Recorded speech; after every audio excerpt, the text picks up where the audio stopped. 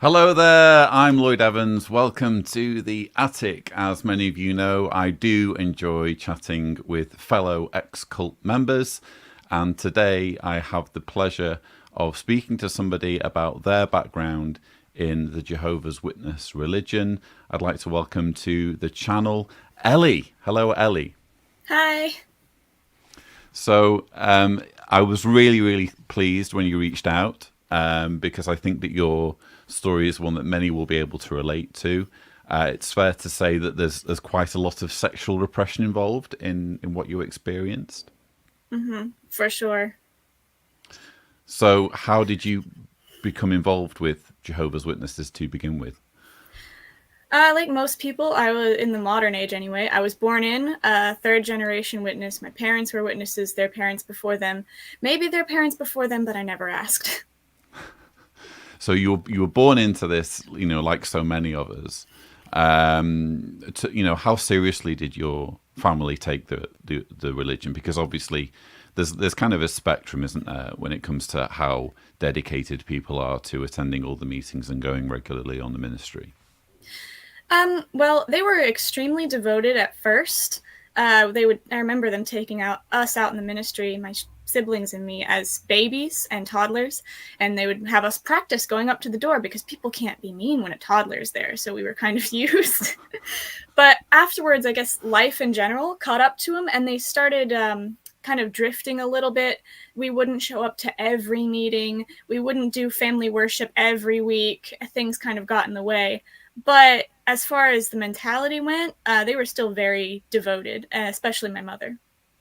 Wow, I really relate to what you said there about kind of bringing toddlers onto the doorstep because it was almost like, trying to sell the religion in this kind of really visually pleasing way of having this kind of cute, adorable, innocent child on the doorstep. But I remember that backfiring on a number of occasions where the householder, would be like, why is there a child on my on my doorstep? It's a messed up situation, isn't it? Mm-hmm. Especially for a kid with growing up with anxiety, it was nerve wracking. Sure. So, you just mentioned there anxiety, and when you shared some of your story, it seemed as though mental health, not just your mental health, but the mental health issues of your family, kind of greatly were agitated or exacerbated by the experience of being in Jehovah's Witnesses. What can you tell us about that? Absolutely. For my part, I was terrified of Armageddon. I would get panic attacks in the Kingdom Hall, especially looking at some of the illustrations in magazines, even as a child, because those were traumatic to see as a kid. And they'd give you the vivid descriptions of death. And we've heard Toni Morris talk about it. So it was horrifying for me. I would have panic attacks about Armageddon all the time, thinking, am I good enough? Am I going to be split like a hot dog when Armageddon comes? And then for my brother, he's always struggled with depression, and he has a learning disability.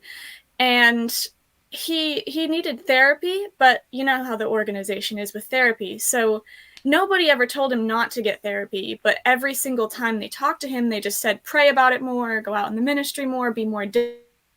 And it had a severe effect on him. Like the lack of help meant that he started self-medicating and then got addicted to drugs.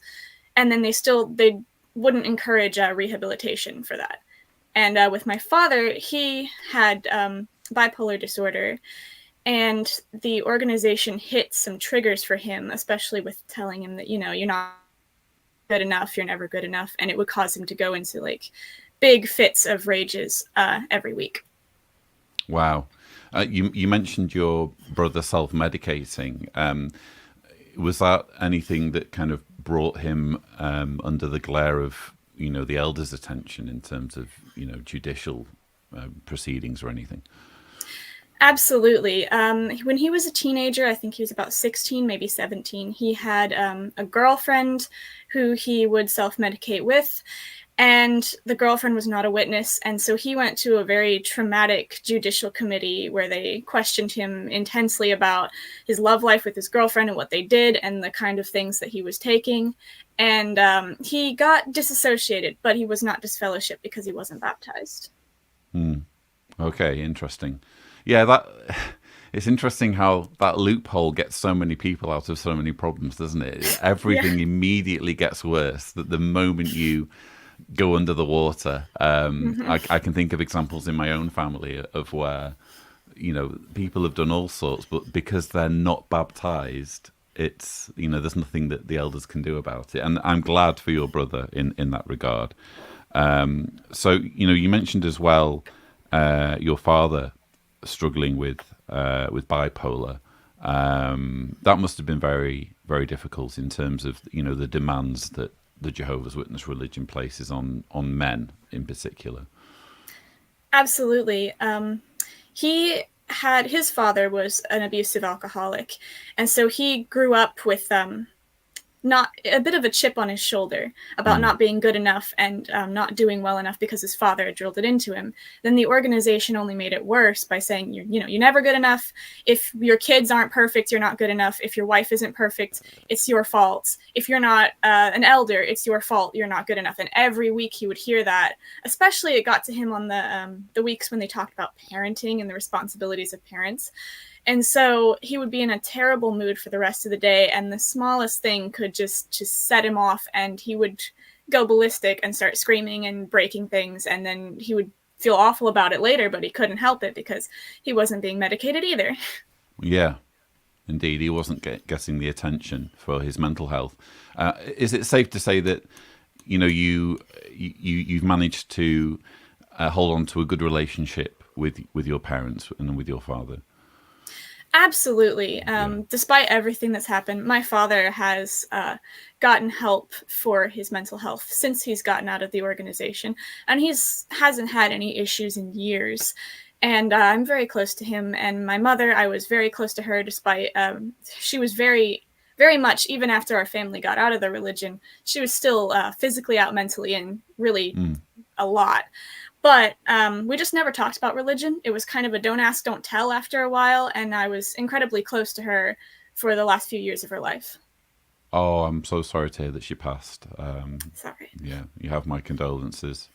As someone whose own mother is no longer with us, yeah. So very sorry to hear that. Can I just ask how recently all of this happened? Because we emailed in advance of this interview, but seeing you on screen, it's clear that you're still quite young. So I'm imagining all of this happening around about the time of COVID that you managed to get out of the organization.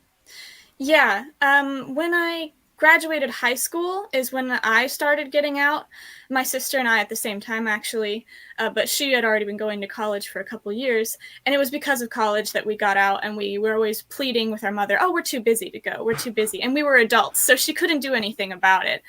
Um, and at first there was friction, definitely, when we stopped going. But my parents got out when COVID hit. Yeah, when the Mm. meetings stopped happening in person, they fell behind, and my mom wanted to go, but she didn't know how to use a computer. So She didn't know how to use a computer, like any kind of computer, she even knew how like to turn just it an old. on, Oh, right. but that Okay. was it. She couldn't Wow. figure out Zoom, so she could only do it when my dad would pull it up for her, and so they both kind of lost touch with the organization during that time. I finally discovered someone who's worse with technology than I am. So, okay. So you mentioned you kind of extricating yourself mentally when you graduated. What year was that, by the way? I think I was class of 2017. I'm a lot older than I Right. look. Okay, fair enough. Well, but it's still fairly recent because Mm-hmm. I think of things in terms of the course of my activism and making video. I was making videos in 2017, so for me it's still quite recent, I think. And the world of the Jehovah's Witness religion, even in 2017, was very, very different from my experience, because you had JW Broadcasting, you had cart witnessing, all that kind of thing. So, going back to the whole issue of sexual repression, one thing that really stood out when you emailed me was that you felt you had feelings of self-disgust. Mhm. Talk me through that if you can. So when I was 14, I was starting to question the organization's merits, but I didn't fully get out until I was out of high school.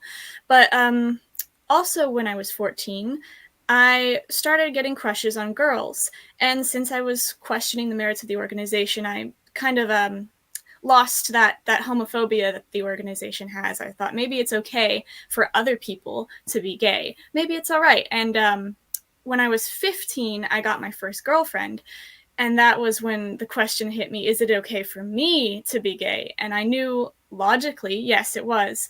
But on a surface level, or underneath the surface level, emotionally, I was disgusted and horrified with myself. I was ashamed. I was thinking, what would my parents think? That they would hate me. I'm a sinner. I'm disgusting.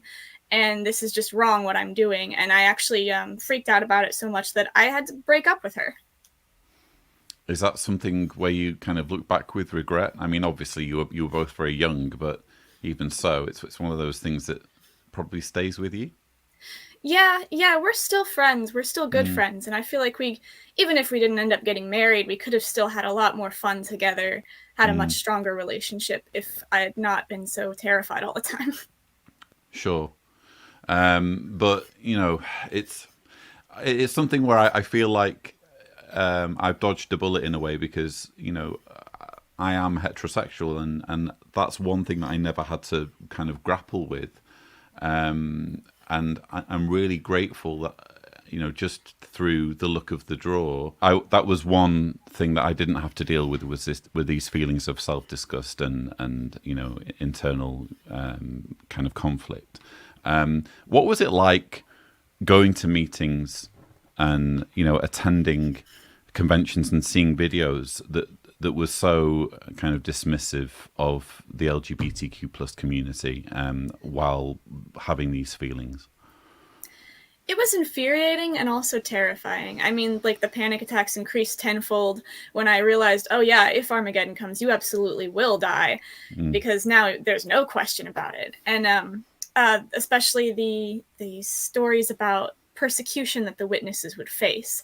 I would be like, I'm caught between a rock and a hard place, because I'm going to be persecuted because I have to pretend to be a witness. So if the persecution ever comes, they'll think I'm one of them. But also, if Armageddon comes, I'm not going to be saved because I'm gay. So it was just nothing for me. So I'd sit there and I'd be logically infuriated by what they were saying, and like the ridiculousness of their arguments. I'd sit there and just be so furious and clenching my fists and in my lap, trying not to let anybody see. But then on another level, I was sitting there like, what if it is real? What if? And I'm totally screwed. Yeah, and it's fair to say as well, isn't it, that you were, it was that going to school as well that helped you see that the worldly quote unquote people weren't as bad as the organization were making out. Absolutely. When I first got out of the organization, I was more of a conscientious objector than a non-believer. I still 100% believed in God, but I was associating with family that weren't witnesses. I was associating with friends at school that weren't witnesses, and I realized that they didn't deserve to die. And so when I was 14, I was having this big crisis of conscience where I was like, I believe this 100% wholeheartedly because I've never known anything else, but I just can't stand behind a God that would slaughter millions of innocent people. Absolutely, absolutely. Good for you. You know, I can understand where you're coming from, but at the same time, it must have been confusing to consciously be thinking this, and yet to kind of have to put on a pretense with your family and at the Kingdom Hall. Absolutely, there was a lot of friction. I remember my mom would talk about some of my friends being bad influences, or just worldly people in general being bad influences. And there was one argument we got into on the way home from a meeting where I was like, stop demonizing worldly people. These people are my friends and your family. And I couldn't understand why this line of separation between people that she loved and cared about, but that she was still going to the meetings and praising the person who was going to kill all of them. And I think it just didn't connect for a lot of people. It didn't connect with me until I actually got amongst worldly people in high school. Sure. So, what year did you, or when did you attend your last meeting? And what, if any, pushback did you receive for no longer attending meetings? Let's see. It's a little bit complicated. I don't remember when I attended my last meeting. I think I was 14 when I attended my last actual meeting, but I attended the memorial when I was 19, and last year with my mother, just as one of her last wishes. Oh, I see. Okay. Yeah, I get that. I get that. And was that, what was it like being in the Kingdom Hall? You know, again, doing it out of love and respect for your mother. What was it like being in that environment, despite, you know, having so much kind of trauma from your experience with the witnesses? It was surreal. It had been so long since I'd actually been indoctrinated that I went back there and I was laughing at myself. I'm like, this circus, this is what you were so afraid of? And meeting all the people again, it was really funny. They were kind, of course, nothing against the people at the congregation. They were all very nice to me, which was surprising because they know I'm in college. They don't know anything else about me, though. But they were all very nice. They kind of love bombed me. They're like, oh, you should come with us to see this. I'm inviting you to a picnic, and you're so great. And it was nice, but I was still laughing. I was just, I was like, these people, I was so scared of them and what they would do. And they're just kind of people, and not even the most interesting people at that. Right. Yeah. It's quite sad, isn't it? And I've been to a few Kingdom Hall meetings, even like quite recently, and it is a bizarre experience. I think the memorial is particularly bizarre because it's almost like a mass refusal to observe the death of Christ by passing around these plates and glasses of wine, and the whole charade of the servers going up and down the aisle, and then having passed the wine and the bread to all members of the congregation, having to themselves sit in a row and have the speaker serve them the bread and the wine. Oh, it's crazy. But yeah, when you're in it, you think it's the most important thing you could possibly be doing on that particular evening, you know. So, wow. So now that you're out, talk us through what life is like on the outside, and how your life has improved now that you're able to kind of live authentically and believe authentically. Well, now that I've been to college and have learned that it's not the truth and that it's not real, I can relax and don't have panic attacks about dying at Armageddon anymore, which is great. And honestly, I have been so much happier and less stressed in the organization because I don't have to live up to those standards. I don't have to spend so much of my time out in service and studying and living up to people who have impossible standards of me. But the main thing is that I feel a lot less empty. When I was 12 years old and doing my Bible study, I remember feeling very depressed and empty and thinking, what if this isn't real and I'm wasting my whole life for something? I'm neglecting the things that I want to do and not doing the things that I want to do, all because of this thing that might not even be true. And I felt so empty and just like everything was pointless. And that carried on for a while until I got out of the truth. The truth is so ingrained by this point. And so now that I'm out, I feel like my life has so much more purpose. I feel so much more fulfilled and happy with everyday life. And I feel like that's important to talk about because I know it's the opposite of what people would expect. I felt emptier in the religion and fuller out of it. And my sister has expressed the exact same sentiment as me. Mm. What was it you studied at college, if you don't mind me asking? Creative writing. I'm going to be a writer. Oh, that's fantastic. That's fantastic. So, yeah, that's again something where, you know, even just the profession would be a bit frowned on if you were a Jehovah's Witness, and someone stopped you at the Kingdom Hall and said, "Oh, well, what do you do for work?" "I'm a creative writer." So that's fantastic, and I guess there will be many watching, including people who are in the LGBTQ plus community, who feel that you're very brave and intelligent for being able to kind of get out so young. What advice would you have for young people in particular who are dealing with that awful situation of having to exist in an organization that kind of denies who they are as people? I would say it's not the end of the world, because I existed in terror every day, thinking that it was the end of the world and it was the end of my life and that everything was going to crumble and be horrible, but it's not. Even though I thought everything in my life would just fall apart, I was able to maintain a great relationship with my family, and I have a home and just a wonderful life, and I'm going to college. And I know not everyone is going to be able to keep up that positive relationship with their family, but like you will find other positive people to have relationships with, another support network, and you'll find your place in life, even if it takes a little bit. So don't catastrophize. Even if there is a moment where things are bad, everything will be okay in the future if you just give it enough time. Lovely. And if there's anyone watching this video, live stream, whatever you want to call it, and they know you, and they're like, "God, I know that person." Well, they wouldn't say God if they're Jehovah's Witnesses. What would your message be to those that you kind of left behind who are still inside? I feel like I see this a lot on every interview, but it's the truth. It's just like, I have no animosity towards you guys. I know people are going to see this and think, I'm doing this. How could you do this? You're being so spiteful to us, to your family. How could you do that to them?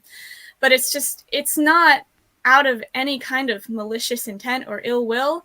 I care more about people in the organization now that I'm out of it than I did when I was in, because now I don't see them as people who are terrifying and put me under these ridiculous standards. Now I see them as victims of a brainwashing cult, and I feel sorry for them.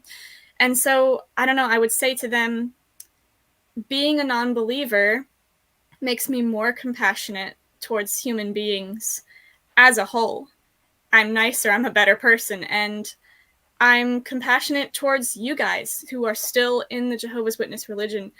I love all of you, and I feel sympathy for you, but I know that they're going to resent me saying that they're victims. So if you want to keep going in the Jehovah's Witness religion, I have absolutely no problem with that at all, and I wish the best for you.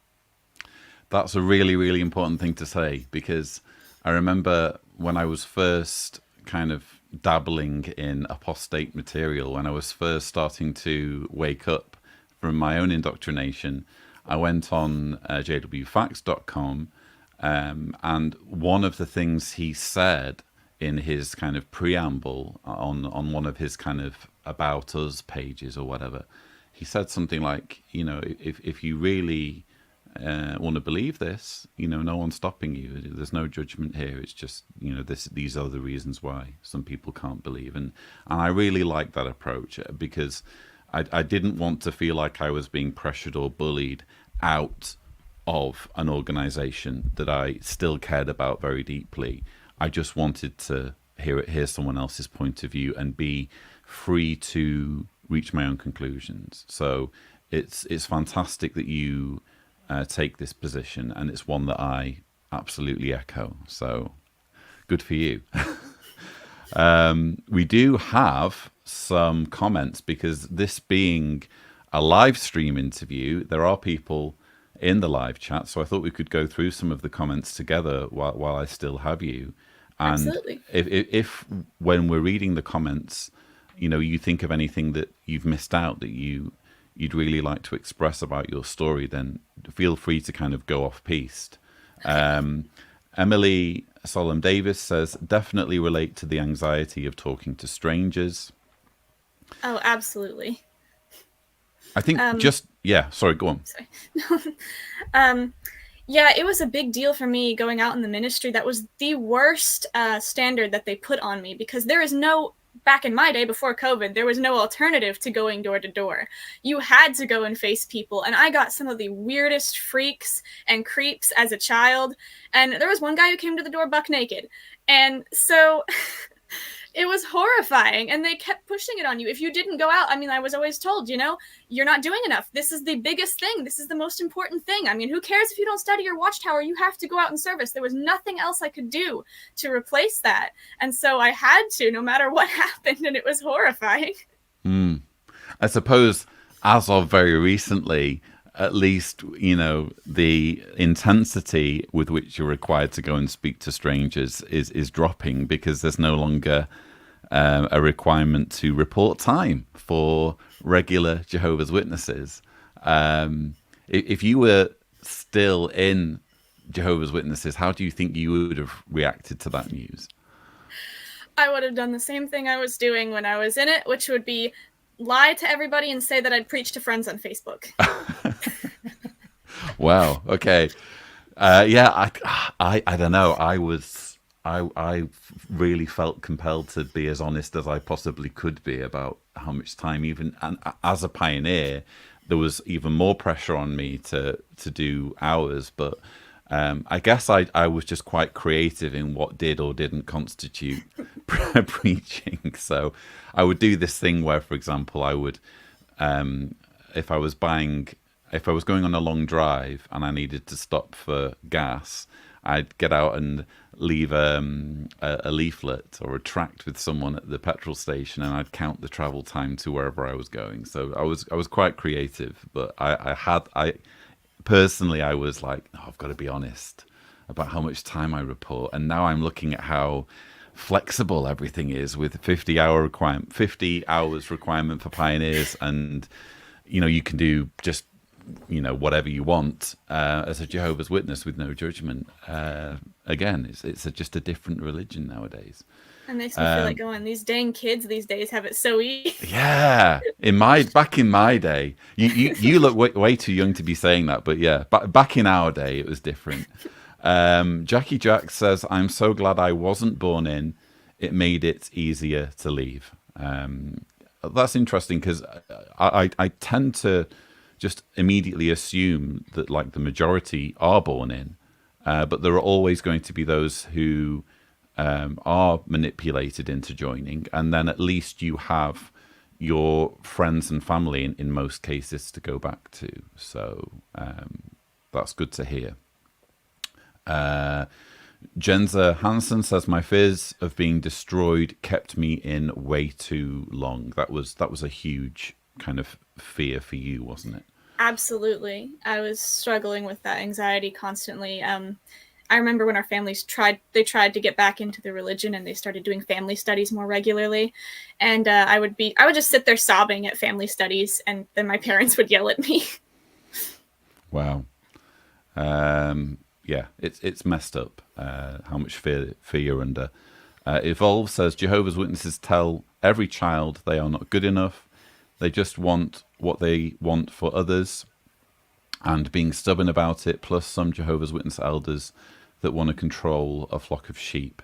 On the one hand, you're under a tremendous pressure as a man, sort of, period, to kind of step up and reach out, as it were. But I think for some, the ambition to lead and to be authority figures, that's the kind of the main thing. And typically, when you have stories where there are abusive elders, and you described, Ellie, your brother being asked very invasive questions.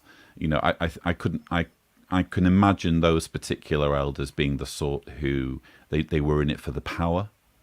Absolutely. It was one specific elder and his wife that were on a huge power trip. That elder was awful to my brother. The wife was quite terrifying to me. When she substituted for my study a couple times when my mentor was sick, I remember I was 12 years old, and she was telling me things like, "Oh, if you get assaulted, you can't get an abortion because God would hate you for it." And it was terrifying to think about as a 12-year-old. She got kick out of scaring kids. That's a normal thing to say to a 12-year-old girl, isn't it? Wow. Yeah. Okay. Jenza Hansen says mental health issues are so misunderstood, and I felt like I was shunned for being depressed. Yeah, quite often it's almost like, well, this individual is more work than we really want. You know, we'd like people who are just happy all the time, and you know, this person's just a downer, so we're going to kind of exclude them a little bit. Did you have any experiences like that? Absolutely. I remember I came home from a study and I had a terrible panic attack, and I was sobbing so much that my mom got mad and she called my mentor and kind of scolded her, which thank you, Mom, for being on my side. But my mentor was furious with me. She's like, I never said that. I never said anything to scare you. And it's like, I'm sorry, I can't help it when you tell a kid that they are going to be probably killed during persecution, during Armageddon, then it doesn't really matter if you say, oh, you'll be brought back, it's fine. It's the pictures of machine guns that really get you. And my brother, too, had a lot of issues with that. They really shunned him for his mental illness. They were not easy on him about it, especially during his judicial committee. They didn't care. They almost acted like it was just another mark against him. And my mom and I got in a fight when I told him to get therapy, and she brought this Watchtower magazine about praying more. Yeah, that's interesting, because you're going to struggle, I would argue, to find material in the publications that outright say, you know, don't seek the help of a therapist. There are many that argue that you should be very careful to make sure that if you do get help from a mental health professional, that they are respectful of your beliefs. But whenever there is any material that touches on mental health, typically they either won't mention mental health professionals at all, or they will place huge emphasis on praying, on studying, on seeking the help of the elders. And that's messed up.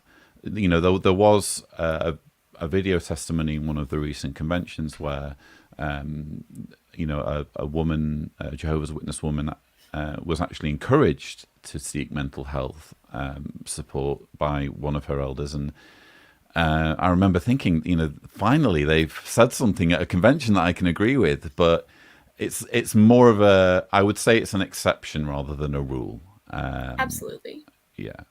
When I was in the organization, I never once heard anything about therapy. No one ever said not to, but they never said to. The advice my brother got was study more, pray more, go out in service, talk to the elders. Indeed. Emily Solomon Davis says COVID was definitely a big wake-up call. I think the organization's still reeling from COVID, to be honest, and I can't help but wonder whether the recent dropping of the reporting of hours for publishers is sort of a knock-on effect from that, do you think? I absolutely do, because the indoctrination, the routine indoctrination, is the biggest part about keeping people in.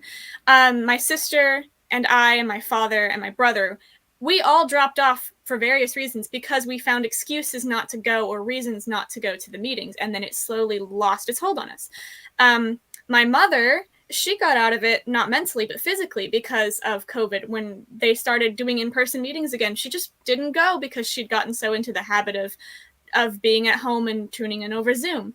And so I feel like when people lose that ritual indoctrination, the grip kind of fades a little bit. Absolutely. You know, you have to be on that treadmill, don't you? You have to keep busy. The busier you are, the less you'll question. Jenza Hansen says, you're open and honest, and it's super refreshing. Thank you. So Jenza appreciates you sharing what you've shared. Thank you. Jackie Jack says, we support you. And she also says, love who you want, girl. And a writer, awesome. So lots of love for you there in the live chat, and I really appreciate all of that positivity from the viewers. Elsie Powell says, what, no more reporting time? Yeah, you need to check out the latest JW Watch Bulletin for more information on that. But Ellie, I really do appreciate you coming on the channel and sharing your story. It's very, very courageous of you to speak out. And yeah, I'm sure many will relate to what you've shared with us. Thank you. It's a pleasure to be here. Thank you. So viewers, I hope you have enjoyed this interview. Don't forget to subscribe to the Lloyd Evans channel for more such content. But for now, that's all I have for you. Thank you so much for watching.